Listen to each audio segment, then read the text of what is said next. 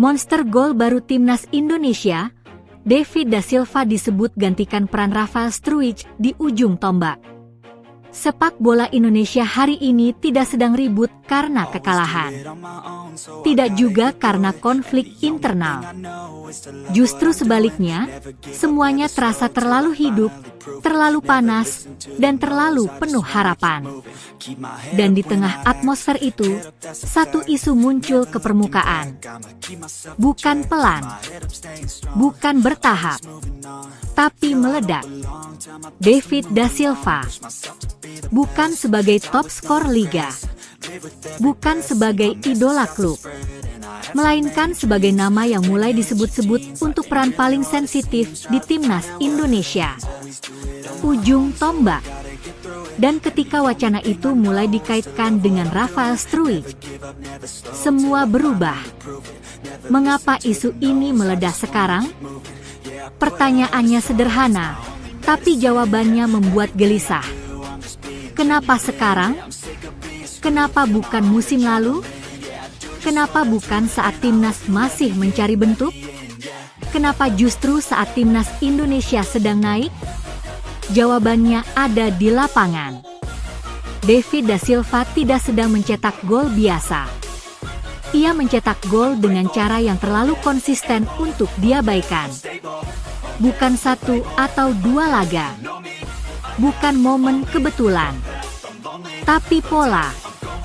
Gol saat laga sulit. Gol saat tim buntu. Gol saat tekanan tinggi. Gol saat lawan mulai percaya diri. Dan dari situlah publik mulai bertanya. Kalau timnas butuh Algojo, kenapa nama ini tidak masuk pembicaraan serius?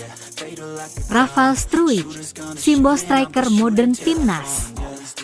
Nama Rafael Struijk tidak bisa dilepaskan dari wajah baru timnas Indonesia. Ia bukan striker malas, bukan penunggu bola.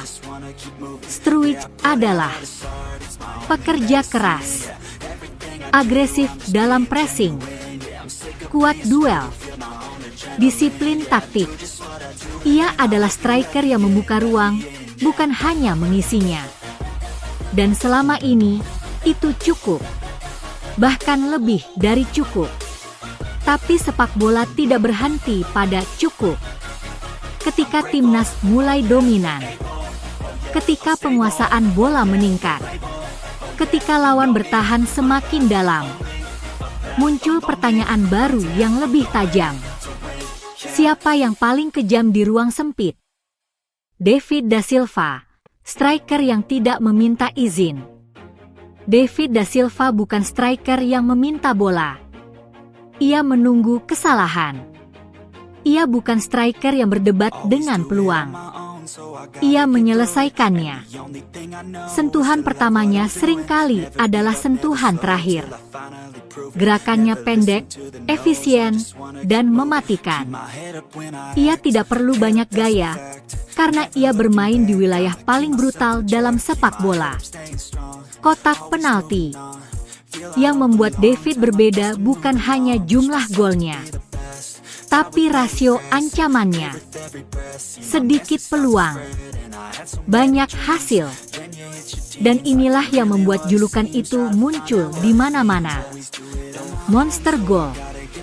Bukan karena tubuhnya, bukan karena selebrasinya, tapi karena ia memakan kesalahan lawan tanpa ampun. Pertarungan ide, striker kerja versus striker Algojo.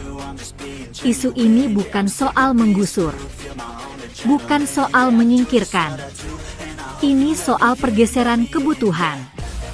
Struijk tekanan, duel, pergerakan. David insting, ketenangan, penyelesaian. Pertanyaannya berubah dari siapa yang lebih bagus menjadi siapa yang lebih dibutuhkan di situasi tertentu. Dan ketika timnas Indonesia menghadapi lawan yang bertahan rendah, disiplin, menunggu kesalahan, maka kebutuhan akan Algojo murni menjadi semakin nyata. Indonesia Timnas Indonesia, dari tim bertahan ke tim penekan.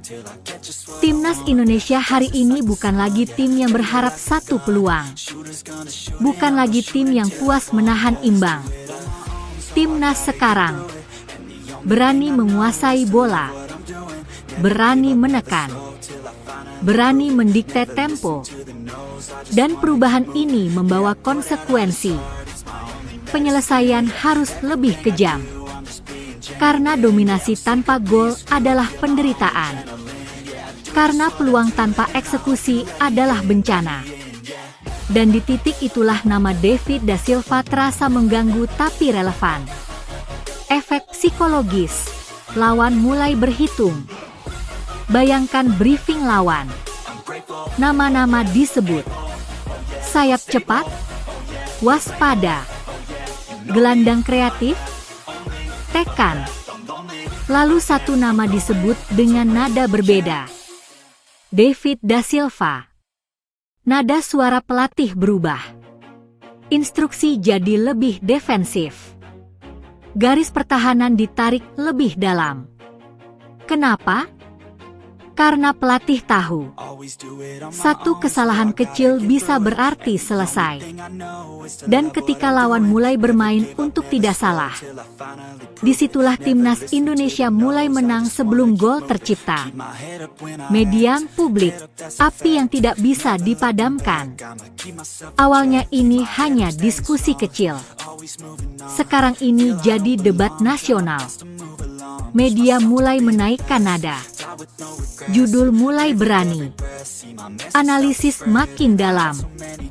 Bukan karena sensasi, tapi karena logika sepak bola mulai membenarkannya. David da Silva tidak lagi dibahas sebagai pemain klub. Ia dibahas sebagai opsi strategis timnas. Dan ketika sebuah nama sudah masuk ke ruang itu, biasanya tidak ada jalan kembali.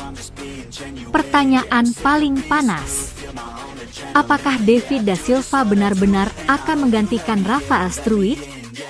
Ataukah ia akan menjadi senjata alternatif paling mematikan? Apakah Timnas Indonesia akan tetap dengan striker pekerja? Atau berani mengambil risiko dengan Algojo murni? Apakah ini hanya wacana publik? Atau cerminan kebutuhan nyata di level tertinggi? Tidak ada jawaban hari ini. Tidak ada pengumuman resmi. Tapi satu hal pasti, wacana ini tidak akan hilang.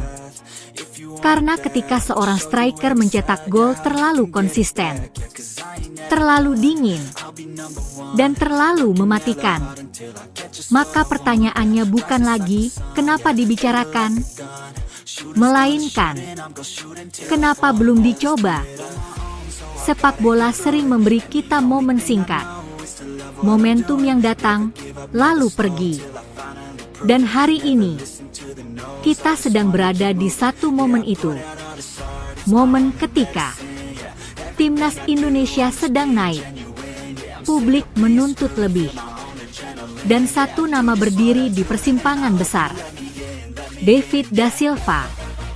Apakah ia akan menjadi monster gol baru Timnas Indonesia?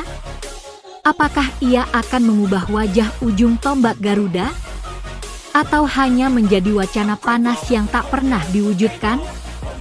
Jawabannya belum ada. Tapi satu hal sudah jelas. Pertanyaan ini terlalu besar untuk diabaikan. Dan dalam sepak bola, pertanyaan sebesar ini biasanya hanya menunggu waktu sebelum menjadi kenyataan.